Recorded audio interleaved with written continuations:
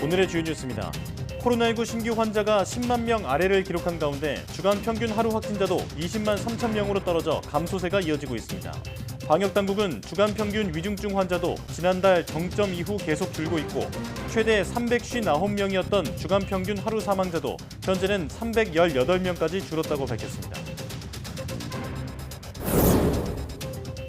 최근 코로나19 전체 사망자 가운데 60세 이상 고령층의 비율이 최근 95%를 넘으면서 심한 고령 편중 현상을 보이고 있습니다. 정부는 이에 따라 고령층을 대상으로 백신 4차 접종 등을 종합적으로 검토해 대책을 마련하겠다는 계획입니다. 그동안 보건소와 임시선별검사소에서 해오던 신속항원 검사가 중단됐습니다. 앞으로 신속항원 검사를 받기 위해서는 동네 병의원이나 호흡기 전담 클리닉에 가서 비용을 일부 부담해야 합니다. 정부가 이번 주 금요일쯤 새로운 사회적 거리두기 방안을 발표할 때 일상 회복을 목표로 한 포스트 오미크론 대응 체계도 함께 발표할 것으로 보입니다. 거리두기의 경우 마스크 착용을 제외한 전폭적인 완화 방침이 발표될 가능성에 무게가 쏠리고 있습니다. 앤서니 파우치 미국 국립알레르기 전염병 연구소장이 앞으로는 미국인 스스로 코로나19에 대처해야 한다고 말했습니다. 파우치 소장은 코로나19가 완전히 없어지지 않을 것이고 완전히 박멸할 수도 없다며 이같이 말했는데 미국의 방역 기조가 사실상 해제로 바뀌었음을 나타냈습니다.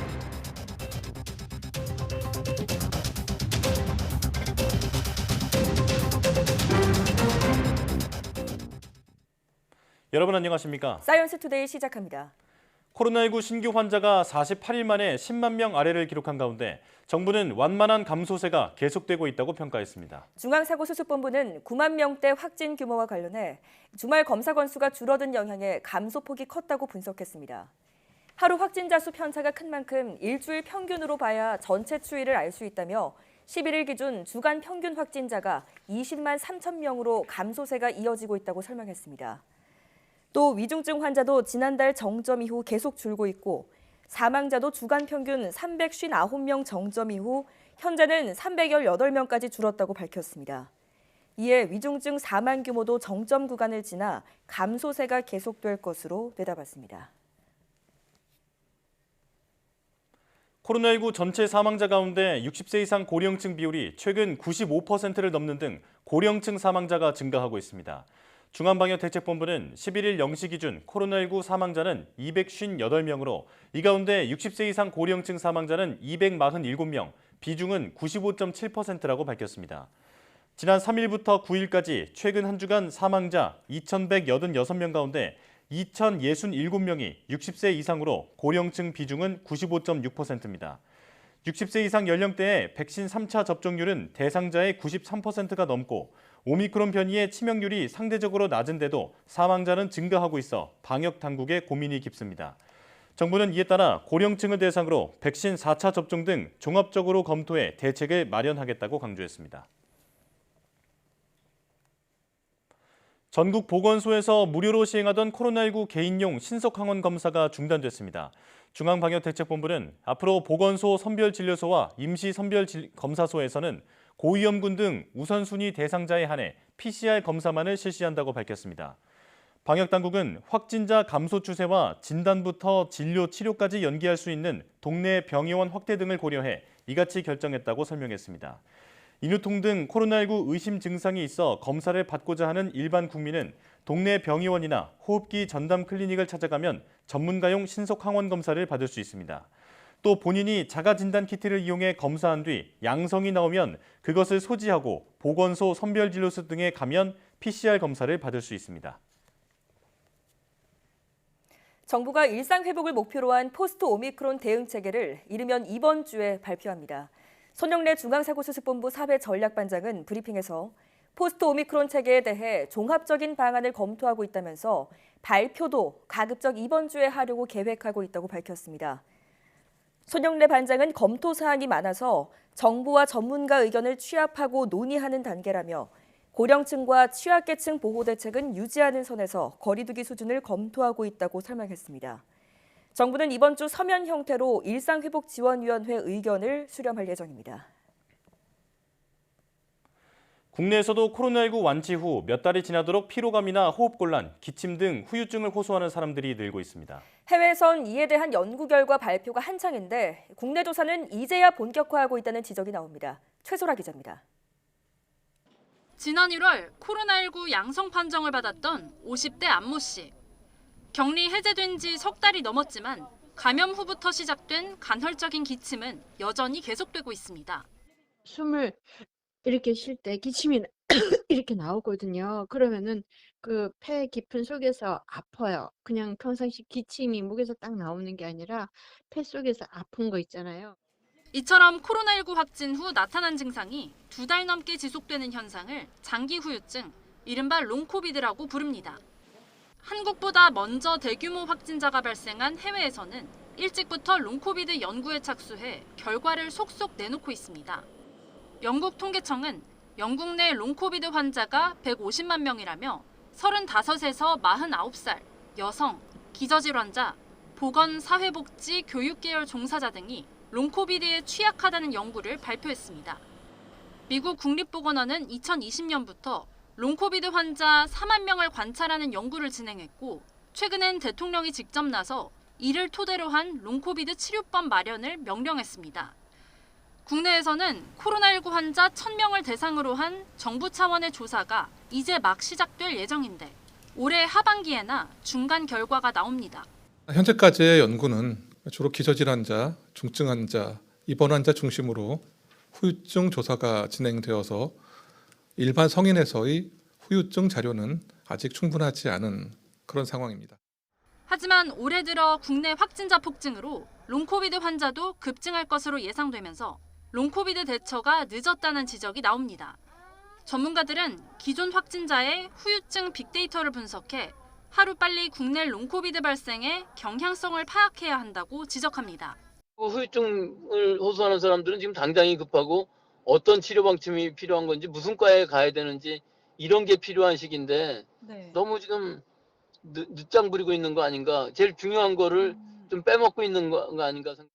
또 현재 롱코비드에 대한 대응이 환자 개인 차원에서 이루어지고 있다며 전문기관을 확충하고 표준화된 대응법을 마련하는 게 시급하다고 말했습니다.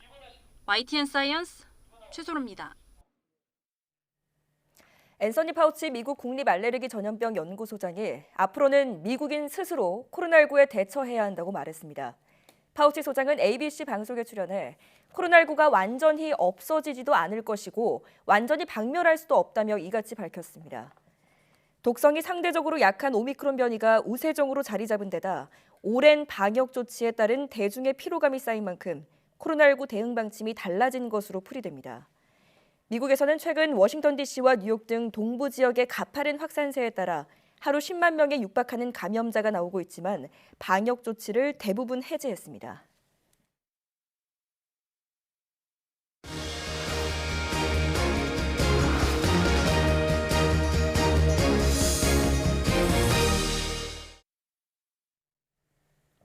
(4월) 과학의 달을 맞아 과학계 주요 인사와 깊이 있는 이야기를 나눠보는 시간을 마련했습니다. 네, 오늘은 600여 과학기술단체를 대표하는 한국과학기술단체 총연합회의 이효일 회장을 모셨습니다. 어서 오십시오. 예, 안녕하십니까. 네, 안녕하십니까. 자, 회장님께서 취임하신 지 올해로 이제 3년 차가 됐는데요. 코로나로 인한 대변혁기의 중책을 맡으셨는데 그동안 어디에 주안점을 두고 사업을 진행하셨고 또 그리고 남은 임기 동안 앞으로의 계획은 어떤 건지 들려주시죠. 예, 이제 뭐 잘 아시다시피 5월이면 차기 정부가 들어섭니다. 예. 그래서 새 정부의 과학기술 혁신 정책에 과학기술계의 목소리가 제대로 반영될 수 있도록 계속 집중할 예정입니다. 제가 2020년 3월에 임기를 시작했는데 예. 공교롭게 코로나 상황과 맞물려서 과총과 회원단체 간의 교류나 학술적 소통 방식에도 많은 변화가 있었습니다. 네. 빠르게 학술단체와 재외과협, 지역연합회 등과 화상회의를 지속하였고 또 과총 대부분의 포럼과 토론회도 온라인으로 전환했습니다. 예. 또한 어려움을 겪는 학회들을 위해서 화상회의 솔루션을 제공하고 과학기술회관 내에 온라인 스튜디오를 구축해서 많은 단체 활용을 도왔습니다. 또 한 가지는 과총의 미래세대의 기반을 넓힌 점입니다. 미래세대 포럼, 청소년 멘토링 컨설트, 그다음에 과총 크리에이터와 같이 이들 스스로가 과청에 관심을 갖고 찾아올 수 있는 프로그램을 시도했는데 반응이 상당히 좋습니다. 예. 예. 그래서 일상으로의 전환이 예견되는 만큼 남은 임기 동안은 대면, 비대면을 병행하면서 학술 교류와 소통과 같은 과청 본연의 역할에 충실하려고 합니다. 네. 여러 유관기관과의 협업도 계속 이어나갈 계획입니다. 많은 프로젝트들이 있었지만 특히 2020년 2월에 과학기술한림원, 의학한림원과 함께 시작한 코로나19 공동포럼은 최근까지 이어져서 30번을 넘어섰습니다. 예. 그래서 가장 빠르고 과학적인 코로나 정보를 제공했다는 점에서 의미 있는 협업이었습니다. 국가 위기 상황에서 14개 단체가 함께 전개한 과학기술 나눔 운동도 뜻이 깊었습니다. 이 운동을 통해서는 200여 명의 취약계층 학생이 스마트 기기를 지원받았고 예. 앞으로 훨씬 더 많은 숫자가 받을 예정입니다. 네. 그래서 이들 사례로 전하고 싶은 메시지는 우리 과학기술인과 단체들을 통해서 사회의 여러 현안에 대한 솔루션을 모색할 수 있다는 것입니다. 이 점을 정부하고 국민 여러분들께서 신뢰해 주시면 좋겠습니다. 네. 외부에서 과청을 보는 시각도 많이 달라졌다고 듣고 있습니다. 가장 큰 변화는 과청이 많은 단체들과 협업하고 이슈를 공론화해서 여러 현안에 적극적으로 대응하는 그런 모습을 보여주고 있다는 평입니다. 그래서 초심을 지키면서 과학기술인뿐 아니라 국민들과 함께 소통하는 그런 과청이 되도록 끝까지 최선을 다하겠습니다. 예. 네. 말씀을 들어보니 남은 임기 동안에도 바쁘게 지내셔야 할 것 같은데요. 자, 한국과학기술회관 증축관이 상반기 내에 이제 완공을 앞두고 있다고 들었습니다. 국내 최대의 과학기술 교류회장이 될 것으로 기대를 모으고 있는데요. 어떤 긍정적인 효과가 있을까요? 예, 한국과학기술회관 증축관에는 말씀하신 바와 같이 학회와 과학기술 유관 기관은 물론 여러 민간 기업, 스타트업까지 다양한 단체가 입주할 예정입니다. 네. 또 그동안 서울 시내 대규모 학술 행사를 할 수 있는 곳이 코엑스 외에는 드물었는데요. 네. 15개의 세션을 동시에 진행할 수 있는 국제회의장이 개방된다면 이런 부분이 일정 부분 해소될 것으로 보여서 과학기술계 전체의 기대가 큽니다.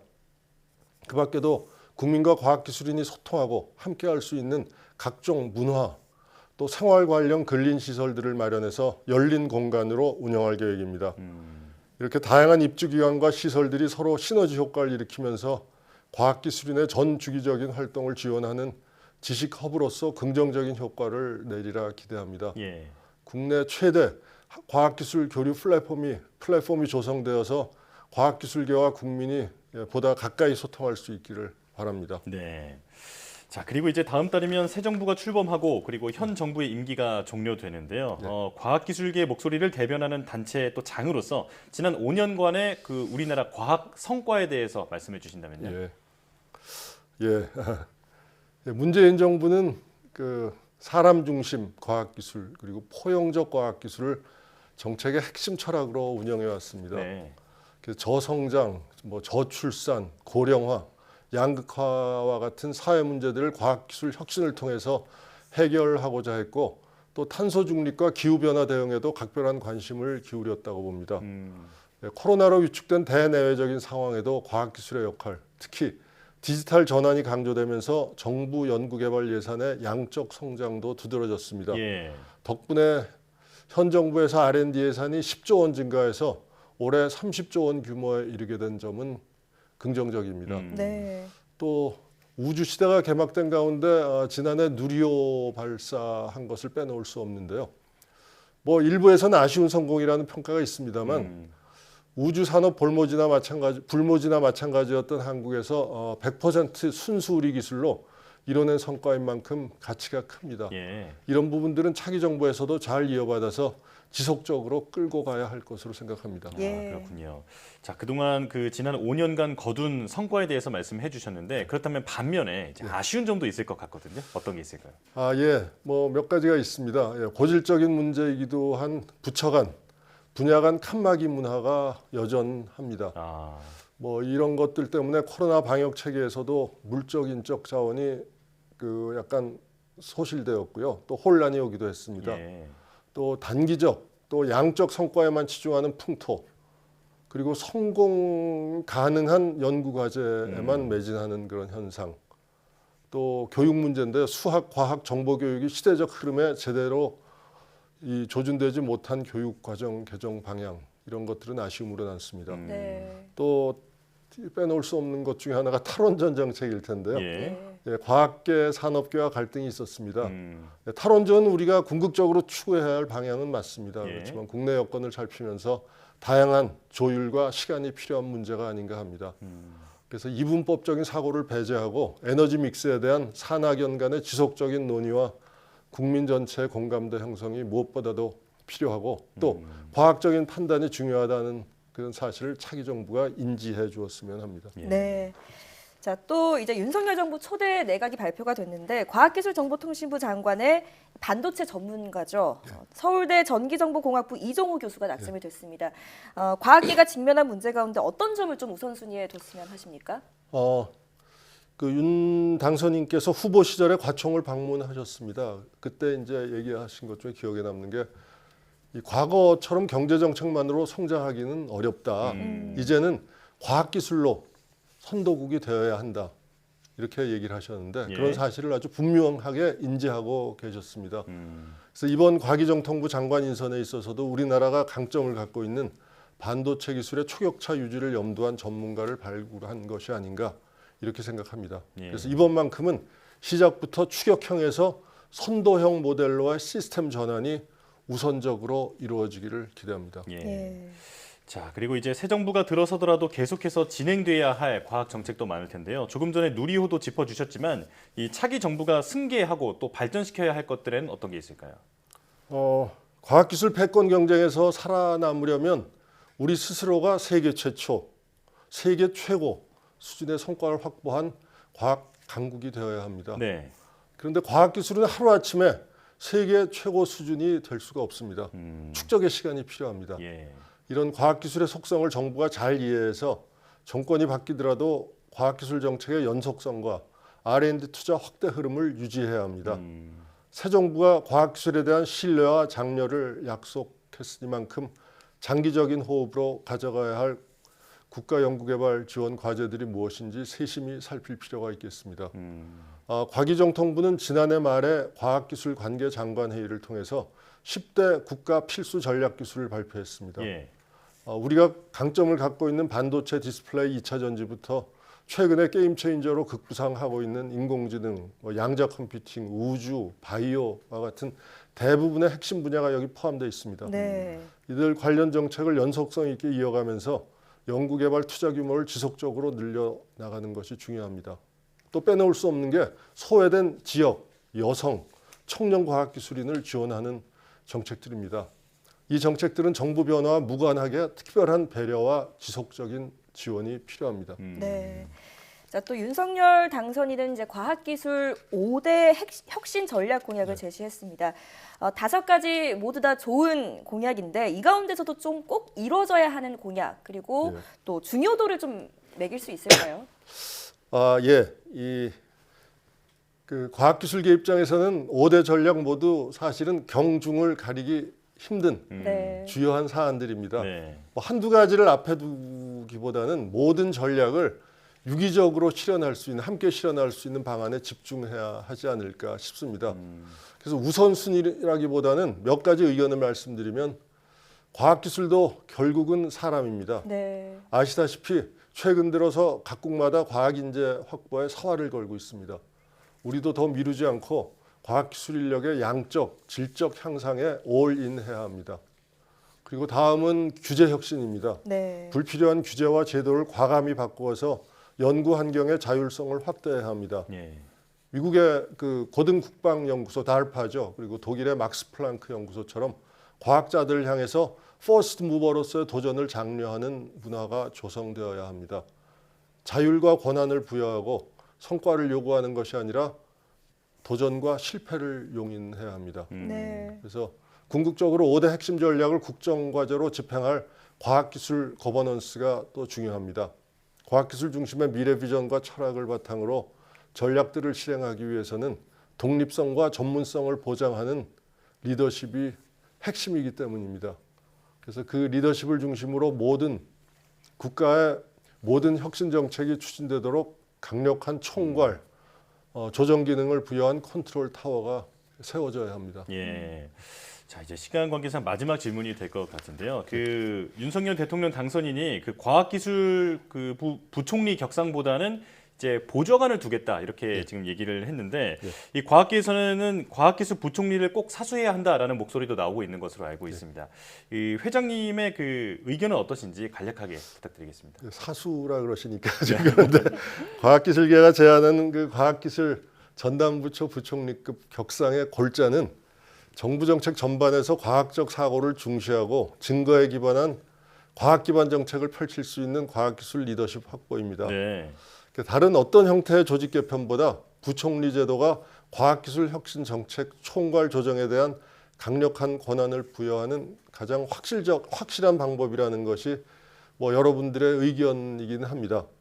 근데 이것은 단순히 행정적 위치를 요구하는 것이 아니라 예산 배분과 같은 모든 정책의 과학화와 효율성을 높이는 방향이라고 보기 때문입니다.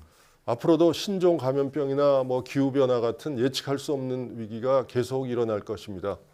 이렇게 복잡다기한 문제들에 과학적으로 제대로 대응하려면 범부처 간의 협력 그리고 그걸 조정할 수 있는 전담부처의 행정권한 강화가 중요합니다. 네. 그래서 부디 과거의 사례들을 신중히 살펴보시고 현장의 목소리를 수렴해서 시대적 흐름에 부응하는 합리적인 과학기술 전담부처를 꾸려주시기를 바랍니다.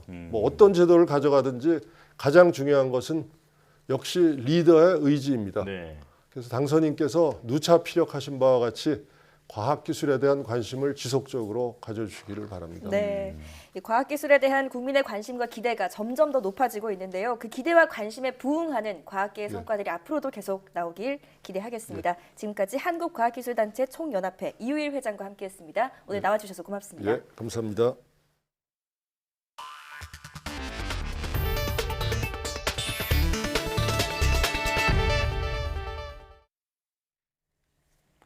이종호 과학기술정보통신부 장관 후보자는 자타가 공인하는 반도체 분야 석학입니다. 이 후보자는 반도체뿐만 아니라 산업 전반의 과학기술을 연결해 실용화를 이끌겠다고 강조했는데요. 다만 정보통신 분야 전문가가 연속해서 과기정통부 수장으로 내정되면서 기초과학 분야에도 효율적인 지원이 이루어질지 주목됩니다. 이성규 기자가 취재했습니다. 지난해 5월 당시 전 검찰총장 신분으로 서울대 반도체연구소를 방문했던 윤석열 당선인에게 정보통신 분야를 설명했던 이종호 교수. 이를 계기로 윤 당선인의 반도체 가외 교수로 알려진 이 후보자는 자타공인 관련 분야 세계적인 석학입니다. 세계적인 반도체 기술 권위자인 이종호 후보자는 비메모리 반도체 업계 표준 기술인 벌크 핀팻 기술을 세계 최초로 개발하신 분입니다. 반도체 분야 전문가인 이 후보자는 반도체뿐만 아니라 기초과학 등 과학기술 분야 지원에도 최선을 다하겠다고 밝혔습니다. 창의적이고 자율적인 연구 환경을 조성해 세계적인 인재를 양성할 토대도 마련하겠다는 계획입니다. 특히 과학기술이 연구 수준에 머무는 것이 아니라 실제 상용화에 이어지도록 관련 연구를 전폭 지원하겠다고 강조했습니다. 그래서 산업 전반에 과학기술이 어떻게 연결되어 있는지를 잘 살펴서 해야 되고 아무래도 이제 우리나라 산업은 좀 단편적인 것보다는 뭔가 지식이 축적되어 있는 그런 산업을 거기에 관계되는 과학기술을 개발을 해서 그것이 문제 해결형으로 해서 산업에 연결될 수 있도록 노력하겠습니다. 다만 최기영 전 장관, 임혜숙 현 장관 등에 이어 정보통신 분야 전문가가 연이어 수장으로 내정되면서 과학기술 분야가 ICT에 밀리는 것 아니냐는 우려의 목소리도 나오고 있습니다. 따라서 앞으로 진행될 인사청문회에서 본인이 방점을 둔 것처럼 과학기술과 ICT의 조화를 어떻게 이뤄나갈지, 향후 정부 조직 개편에서 부처를 어떤 방향으로 이끌어 나갈지 등이 검증 시험대에 오를 전망입니다. YTN 사이언스 이성규입니다.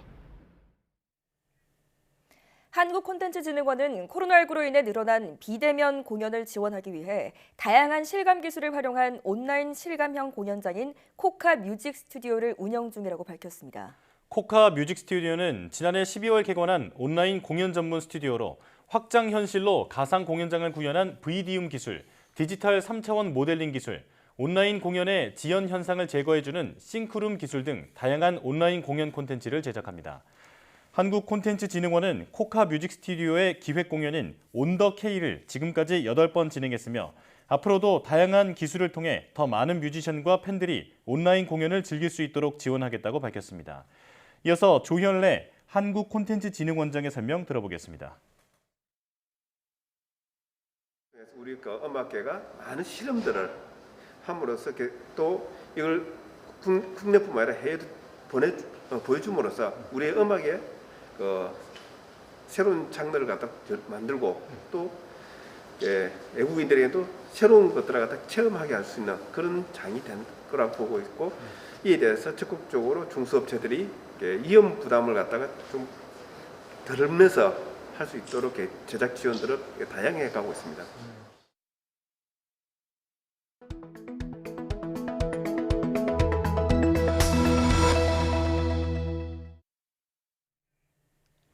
파고 들어가도 끝이 없는 과학의 세계, 그 신비하고 재미있는 과학의 세계를 대화창을 통해 열어보는 과톡 시간을 마련했습니다. 네, YTN 사이언스는 오늘부터 매주 월요일 새 코너 과톡을 선보일 텐데요. 과학계의 핫 이슈와 한국 과학계의 소리 없이 큰 공을 이룬 과학 유공자들의 빛나는 업적도 함께 되돌아보는 기회가 될 것 같습니다. 함께 보실까요?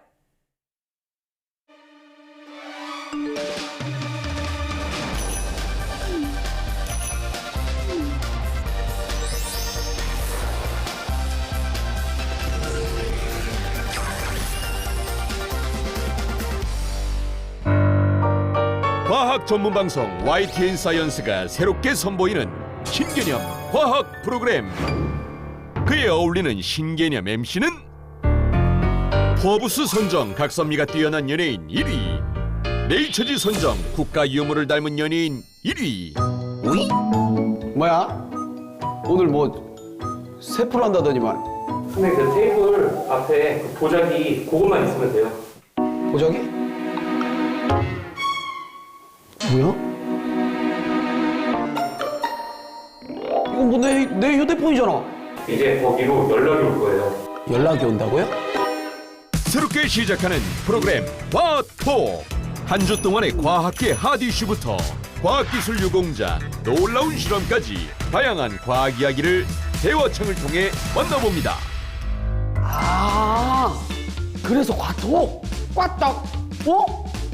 진짜로 연락이 왔네? 이번 주 과학계의 핫 이슈를 알려드립니다. 핫 이슈? 4월은 무슨 달이다? 바로 과학의 달. 올해로 55주년을 맞이한 과학의 달은 미래를 향한 도전과 혁신, 국민과 함께하는 과학기술 ICT를 주제로 일상 속 과학이나 기초과학 분야 등을 다양한 프로그램으로 선보일 계획이라고 하는데요. 이에 맞춰 중앙, 과천, 광주, 대구, 부산 등 국립과학관들은 이번 달 일정 기간 어린이 과학관과 상설 전시관을 무료로 개관한다고 합니다. 그리고 굳이 집을 나서지 않고도 참여할 수 있는 집콕 행사도 열립니다. 4월 10일부터 15일까지는 기초과학진흥 주간으로 대국민 강연, 온라인 퀴즈쇼 등이 이루어질 예정이고요. 연구개발 현장과 성과를 생동감 있게 전하는 지금 우리 과학은, 과학 역사를 풀어내는 꼬꼬무 사이언스, 영화 속 과학 이야기를 나누어보는 사이언스 시네마 등 다양한 프로그램을 진행합니다. 모두 만관부. 꽈떡. 최근 코로나19 오미크론 변이 바이러스가 계속해서 발견되는 가운데 국내 연구진이 변이 항원을 검출할 수 있는 신속 진단 기술 개발에 성공했습니다. 한국화학연구원에 따르면 신종 바이러스 융합연구단 김홍기, 이종환 박사 연구팀이 변이 항원을 구분해 검출할 수 있는 진단 기술을 개발했는데요. 연구진은 코로나 단백질과 높은 결합력을 갖는 항체를 발굴해 붉은색으로 표시하고 정상 항원에 더 높은 결합력을 갖는 또 다른 항체는 청색으로 표시했습니다. 이렇게 하면 진단 키트를 통해 검사했을 때 변이 항원일 경우 분홍색으로, 변이가 아닌 정상 항원일 경우 보라색으로 나타난다고 하는데요. 앞으로 이 기술을 활용하면 델타나 오미크론과 같은 변이 바이러스의 항원을 현장에서 신속하게 검출하고 구분할 수 있을 것으로 기대됩니다. 와우! 뿜뿜뿜뿜! 꽈떡. 우리나라 최초 달 탐사선이 곧 이름을 정하게 되는데요. 지난 1월부터 2월까지 시민들이 공모한 6만여 건의 이름 중 탑10이 선정됐습니다. 그래서 나온 이름들 살펴볼까요? 달과 순 우리말을 합친 이름들부터 다산정약용, 우리별 1, 2, 3호 개발을 주도한 고 최순달 박사의 이름을 딴 최순달도 후보에 올랐습니다. 최종 명칭은 국민 선호도 조사와 전문가 검증을 거쳐 5월 초 확정된다고 하는데요. 달 탐사선, 과연 너의 이름은?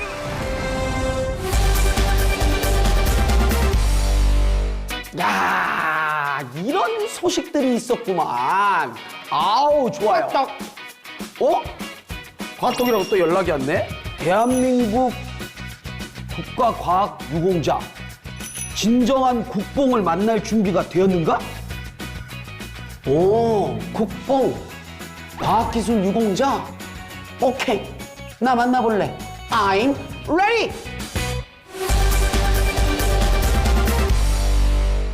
1946년 서울. 당시 중앙관상대에서는 연구원들의 고심이 이어지고 있었다.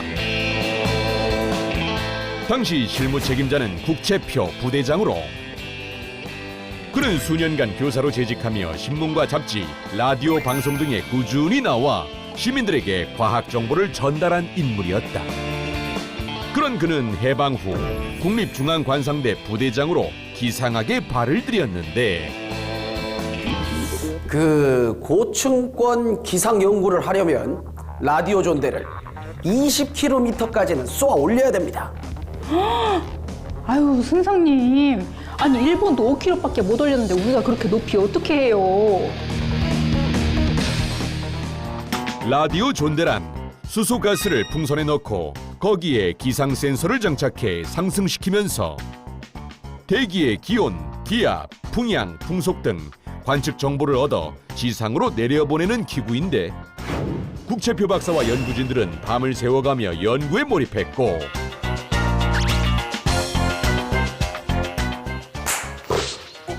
아우, 깜짝이야.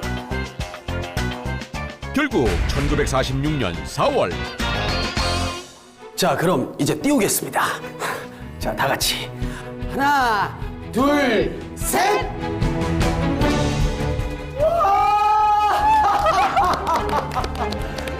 성공이야! 우리나라는 라디오 존대를 23km 상공까지 올리는데 성공했다. 이는 아시아 최초로 성층권 아래까지 기상 관측기를 보낸 것으로, 당시 일본은 자신들이 실현하지 못했던 일을 우리나라가 성공하자 큰 충격을 받았다. 국채표 박사는 이후 미국으로 건너가 기상학 박사 학위를 받기 위해 연구를 하고 있었는데, 아니, 중앙관상대 책임자가 공석이라니, 이럴 수가. 인력난으로 관상대의 책임자가 없다는 말에 박사 학위를 포기하고 서둘러 귀국길에 올랐다.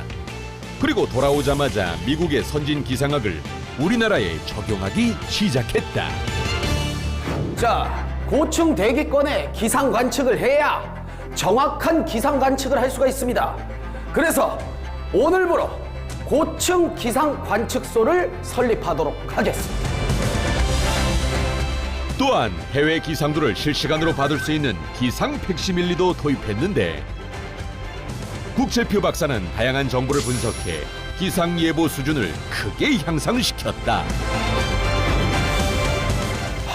하지만 이것만으로는 부족해. 우리나라는 농업 국가인데 기상 정보를 조금 더 쉽게 알려주는 방법은 없을까? 그는 당시 국내 최대 산업이던 농업에 좀 더 도움이 되는 방향을 고민했는데, 그리고 1962년 자동 일기 예보기가 등장했다. 우리나라에서 처음으로 자동 일기 예보기가 등장해 관심을 모으고 있습니다. 중앙관상대에서 만든 이 예보기는 그날의 일기 예보를 미리 녹음해 두었다가 누구든지 지정된 전화번호만 돌리면 곧 자동으로 알려주게 되어 있는데, 전화번호는 739의 0060번으로 아침 6시부터 밤 12시까지 이용할 수 있는 것입니다. 그는 이에 멈추지 않고 창의적인 연구 업적도 남겼는데 태풍의 강도와 진로를 예측하는 태풍의 3일간 예보법을 내놓기도 했다. 이는 일명 국의 방법이라 불리며 미 연방 기상국, 일본 기상국 등에서도 활용됐는데 저의 소원은 농업국인 우리나라가 더 부유해지는 것입니다. 대륙의 끝, 좁은 지형, 해양을 가진 반도국가, 예보하기 어렵고 복잡한 조건을 가진 우리나라. 하지만 국제표 박사 이후 60년이 지난 지금 우리는 세계 10대 기상 선진국으로 인정을 받고 있다. 지난 2020년 과학기술 유공자에 선정된 고 안병성 박사. 그는 1970년 전자계산기를 국산화하는 데 성공하고 탁상용 전자계산기, 포켓형 전자계산기 등을 연달아 개발하며 국가 수출에도 큰 기여를 했는데 그런 그가 IT 강국의 선구자로도 불리는 이유는 무엇일까? 1972년 서울. 네, 들어오세요. 안녕하십니까. 예, 안녕하십니까. 청와대에서 왔습니다. 청와대요? 사실은 저희가 심각한 문제에 봉착해서 이렇게 찾아뵙게 되었습니다. 예, 그게 무슨 일인데? 사실은 카카의 차에 이동 전화가 달려 있는데 예. 그 전화가 지방이랑 통화만 하면 이러면서 잘 들리지 않는다고 합니다. 그리고 각하 집무실에는 비상 전화기가 여러 대 있는데 그렇죠. 비상 전화벨이 울리면 이건가 저건가 막 이러시다가 화를 내셔가지고 저희가 너무 무섭습니다. 박사님 어떤 방법이 없을까요? 그거 문제군요. 아니 그렇다면 유선이나 무선이나 벨이 어디서 울리던 간에 전화 한 대로 자동 연결을 할 수 있는 전자교환 시스템을 사용하면 어떻습니까? 전자교환 시스템이요? 그렇게 암호명 메모콜 프로젝트가 시작됐는데 안 박사는 청와대 한라인용 전자교환기 개발을 위해 연구를 거듭하고 또 거듭했다.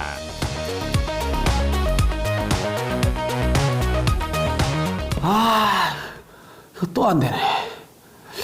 이거 기존 컴퓨터로는 시분할 처리가 어려워. 이거 뭐 방법이 없나? 시분할 처리란 하나의 중앙 컴퓨터를 2개 이상의 단말 장치에서 동시에 공동 이용하는 방식으로 자동식 교환기와 연결하기 위해서는 필수적인 요소였다. 하지만 당시 컴퓨터의 기능으로는 이 작업이 불가능했는데 그래, 안 되겠어.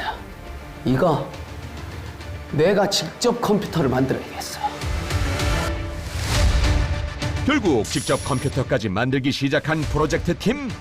몇 개월 만에 미국 회사의 컴퓨터를 개량해 새로운 컴퓨터를 만들어냈다. 여러분, 이게 바로 저희가 만든 컴퓨터입니다. 16비트의 자료를 한 번에 처리할 수가 있습니다.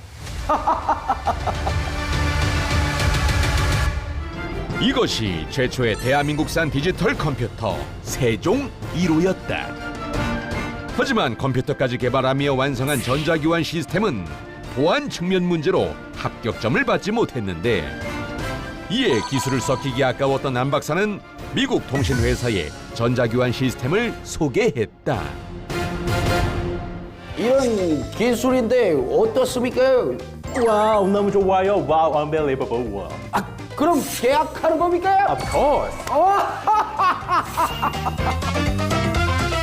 그의 기술을 알아본 미국 회사가 대량 생산을 주문하며 국내 기업과 합작 회사를 설립했는데 이것이 우리나라 국산 컴퓨터 개발과 교환기 기술의 시발점이 됐다. 70년대 들어 고도 성장에 진입한 우리나라는 급증하는 전화 수요에 비해 시설 증가는 더뎠고 저 전화기한테 신청하러 왔는데요. 아, 그거요? 그거 1년 정도 걸리는데 괜찮으시겠어요? 네? 무슨 번역이 한 데가 1년이에요. 아, 지금 기다리는 분들이 워낙 많아가지고 그 정도 기다리셔야 돼요. 이에 안 박사의 기술을 개량해 시분할 교환기, 즉 TDX 개발이 시작됐는데 TDX는 타임 디비전 익스체인지의 약자로 쉽게 말해 전화를 걸었을 때 상대방과 나를 이어주는 교환 장치를 말하는 것이었다. 안병성 박사는 이 과정에서도 총괄 책임을 맡아 프로젝트를 진행했는데 5년간의 연구 끝에 선진국만 보유하고 있던 TDX 기술을 세계에서 10번째로 국산화하며 성공을 거두었다. 그리고 이 통신망 구축은 우리나라가 IT 강국으로 도약하는 데 큰 기틀이 되었는데 남다른 아이디어와 추진력으로 통신 강국을 개척해 나간 안병성 박사. 그의 열정이 오늘의 대한민국을 있게 한 것이 아닐까.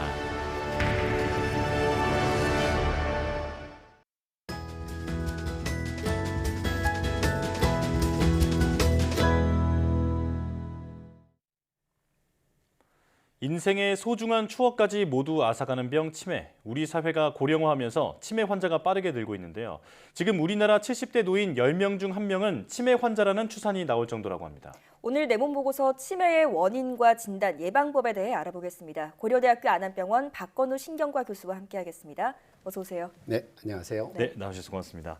자, 치매는 본인은 물론이고 가족에게까지 신체적으로나 정서적으로 또 큰 고통을 주는 질환인데요. 우선 치매가 어떤 병인지 정의부터 해주시죠. 네, 치매는 의학적으로 얘기하면 뇌에 병이 생겨서 인지 기능이 떨어져 일상생활을 못하는 상태를 얘기합니다. 네. 인지 기능이라고 하는 것은 우리가 사람이 사람답게 사는데 필요한 언어, 그리고 남을 이해하는 능력, 뭐 계획하는 능력, 네. 이런 것들을 얘기하고요. 상당히 고차원적인 정신 능력이죠. 네. 그리고 이러한 것들이 떨어지니까 일상생활을 못한다라는 건 뭐냐면 평소 때 잘하던 시장 보기, 은행에서 돈 찾기 뭐 이런 것들을 잘 못하는 상태가 되는 것을 의학적으로 치매라고 합니다. 그렇군요. 네.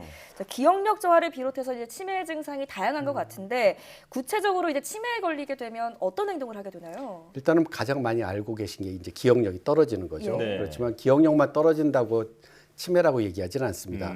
기억력 플러스 아까 얘기한 대로 인지 기능, 즉 합리적인 사고를 할 수 있고 판단할 수 있는 이러한 능력이 떨어져서 자꾸 엉뚱하게 오해를 하거나 또 길을 헷갈리거나 뭐가 없어지면 그것을 본인이 찾다가 혹시 누가 가져간 거 아니야? 라는 이러한 잘못된 생각도 하고 그리고 더 진행이 되면 상당히 저희들이 이해하기 어려운 행동이나 또 심리 상태를 보이게 됩니다. 네. 또 아주 심하게 진행이 되면 이제 그것도 아무것도 못하고 무능력하고 무기력한 상태에 빠지게 되는데요. 대부분 이제 치매가 어떨 때 의심하느냐고 저희들이 이제 그 여러 연구를 해봤더니 이런 것이 아주 간단하더라고요. 저 사람이 저럴 사람이 아닌데 왜 저렇게 지혜롭지 못하고 바보스러워졌지? 라는 느낌이 들 때 그때는 한번 꼭 의사를 한번 찾아가야 될 필요가 있다고 생각합니다. 네. 기억력 저하뿐 아니라 판단 능력 그리고 또 남이 봤을 때 다소 엉뚱해 보이기까지 한다. 네, 지금 그런 여러 가지 증상을 말씀해 주셨는데요. 자, 그런데 어르신들은 기억이 깜빡깜빡한다면 치매를 먼저 걱정하시거든요. 이 건망증과 치매는 어떻게 다른 건가요? 이게 이제 진짜 어려운 문제이기도 하지만 하여간 일단 좀 쉽게 풀어서 우리가 기억을 한다는 건 한 3가지예요. 네. 기억을 만들어낼 수 있는 능력이 있어야 되고 요걸 머리에 딱 저장할 수 있어야 되고 그다음엔 저장된 것을 끄집어내는 능력이 있어야 됩니다. 네. 그런데 이제 우리가 치매의 가장 많은 원인이 알츠하이머 병 같은 경우는 기억을 만들어내질 못해요. 그래서 아예 입력이 안 됩니다. 학습이 안 되죠. 그러니까 최근 것들을 자꾸만 잊어먹어요. 근데 만약에 어떤 사람이 머리를 다쳐서 기억 저장소가 망가졌다 그러면은 최근 것도 옛날 것도 다 망가지겠죠. 근데 우리가 보통 건망증이라고 하는 것들은 이게 대부분 스트레스를 받거나 그 기억의 과부하가 걸렸을 때 끄집어내는데 문제가 있을 때가 많아요. 그래서 끄집어내는데 약간의 힌트를 줍니다. 그거 하면 맞아 그렇게 반응이 나오거든요. 더 쉽게 얘기를 들면 이제 그 식당에 갔는데 돈 안 내고 그냥 나왔어요. 그래서 이제 돈 내고 가셔야죠. 그러면 아차 싶었던 건망증이 있으신 분은 아이고 미안합니다. 아. 그러고서 내시지만 최근 기억이 안 되시는 분은 어떻게 되겠어요? 내가 언제 밥 먹었냐? 황당해 하시겠죠. 예. 왜 당신이 그러느냐라는 반응을 보일 수도 있다는 거죠. 그렇군요. 네. 자, 그렇다면 치매의 원인은 무엇일까요? 치매의 원인은 뇌에 생기는 모든 병이 치매 상태를 나타냅니다. 그렇지만 뇌에 생기는 모든 병 중에 우리가 또 치료할 수 있는 것들은 있죠. 네. 그래서 치료하는 사람들은 다 치료하고, 그럼 이제 남아 있는 분들이 이제 문제가 되는데요. 이분들이 지금 현재 전체 치매 어르신의 이제 대부분의 원인을 차지하고 있는 대표적인 몇 가지 병으로 축약이 되는데, 가장 많은 게 알츠하이머 병. 이게 한 70% 정도 되고요. 네. 반복되는 중풍에 의해서 생기는 그 뇌경색에 의한 그 혈관성 치매, 그리고 파킨슨 병이라고 몸이 이렇게 굳어지는 병이 있는데요. 그것에 의한 치매, 이러한 것들이 있습니다. 예, 대표적인 몇 가지 병을 알려주셨는데, 자, 그런데 통계를 보면 이제 나이가 많이 이제 올라갈수록 치매 환자도 급증하거든요. 그렇다면 노화가 치매의 결정적인 원인이다, 이렇게 볼 수 있을까요? 네, 진짜로 어떠한 병이든 노화가 결정적인 것을 보여주는 수치가 있어요. 보통 60대에는 그 치매 어르신이 100분 중에 한 분 정도 삽니다. 근데 70대가 되면 10분 중에 한 분이에요. 80대가 되면 4분 중에 한 분이고 90대가 되면 3분 중에 한 명꼴로 나타납니다. 그러니까 우리가 이제 뇌를 오래 쓰다 보면 뇌 세포 자체가 노쇠해지기도 하고 또 오랫동안 썼기 때문에 노폐물도 주변에 축적이 되고, 그리고 그것을 또 이제 잘 청소해야 되는데 청소할 능력도 떨어지게 돼서 이러한 쪽으로 이제 그 병이 이제 축적이 되는 거죠. 우리는 그러한 그것을 이제 의학적으로는 신경 변성 질환이라고 얘기를 해요. 신경 변성 질환으로 대표적인 게 아까 말씀드린 알츠하이머병, 파킨슨병 같은 것들이 있습니다. 네, 고령층으로 갈수록 발병 위험이 급격하게 올라간다라는 말씀이신데요. 일단 치매로 진단받게 되면 어떤 치료법을 받게 될까요? 그러니까 일단 치매 진단을 받게 되면 너무 많이 충격을 받는데 일단 이 병은 당장에 어떻게 되는 거 아닙니다. 이제 진단을 받고 상당히 오랜 기간 진행이 됩니다. 그래서 거기에 대해서 올바르게 대처하는 주변에 도움을 구할 수 있는, 그러니까 그 병원이나 치매 안심센터나 아니면 가족이나 이런 분들의 네트워크를 구성하는 게 상당히 중요합니다. 그래서 일단은 자신을 도울 수 있고 가족을 도울 수 있는 이러한 네트워크가 구성이 된 상태에서 그분의 뇌에 대한 건강을 지켜주는 거, 그리고 그분 자체가 갖고 있는 정보를 정확하게 못 듣게 되면 또 못 보게 되면 문제가 되니까 혹시 백내장이나 청력의 이상이 있는 게 아닌가, 이러한 것도 다 찾아보고, 그래서 악화되는 요소를 제거한 다음에 실제로 이제 병원에서는 그분의 기억력 향상을 도와주는 약을 쓰게 되고, 또 아까 얘기한 대로 우리하고 좀 이해가 안 되는 여러 가지 증상들을 나타낼 수가 있거든요. 오해하고 망상에 빠지고 환각을 보고 할 수도 있는데, 이럴 때는 또 거기에 제어하는 약을 쓰게 됩니다. 그래서 많이들 이제 그 치매하면 그냥 나쁜 인상이 뭐냐면 TV 드라마 같은 거 보면 막 벽에 막 똥 바르고 막 그 사람 때리고 수시로 밖으로 나가고 막 이런 것들 속상한 장면이 많이 나오잖아요. 그런데 아까 얘기한 대로 저희들이 초기에 잘 진단하고 치료하면 그런 현상까지 안 간 이쁜 치매로 오랫동안 같이 지낼 수 있습니다. 악화 요소를 제거하고 또 그리고 올바른 관리가 중요하다, 이렇게 정리할 수 있겠는데요. 자, 그렇다면 치매의 그 조기 진단 방법도 궁금합니다. 일찍 알아내면 훨씬 더 대비를 잘할 수 있을 테니까요. 그렇죠.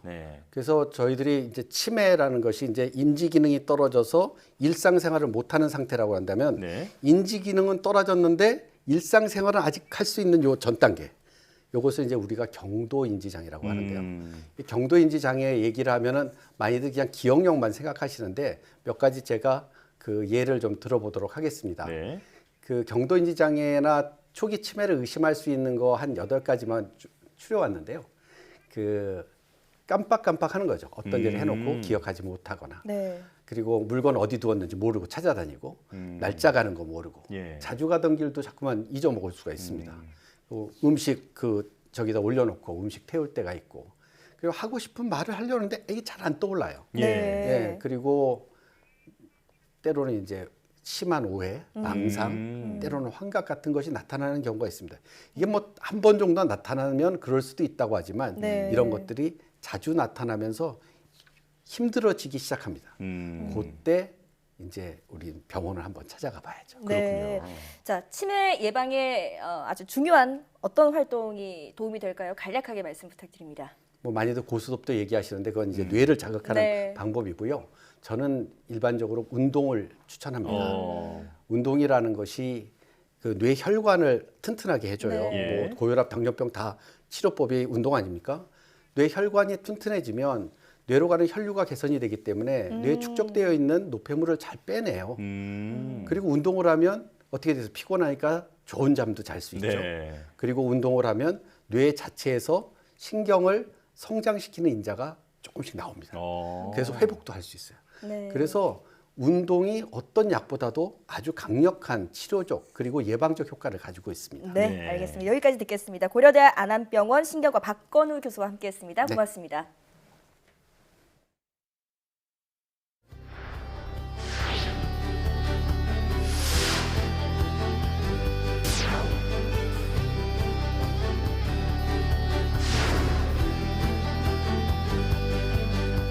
더 수산에서 필요로 하는 기생충성 질병에 도움을 줄 수 있는 물질을 개발하고자 저희가 이제 연구를 하고 있습니다.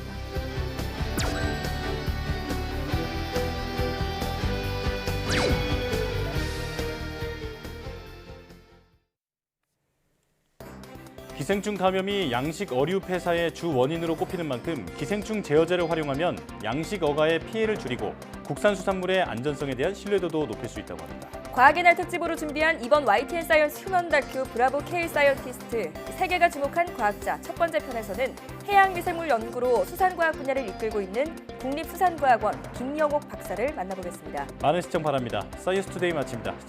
시청해주신 여러분 고맙습니다.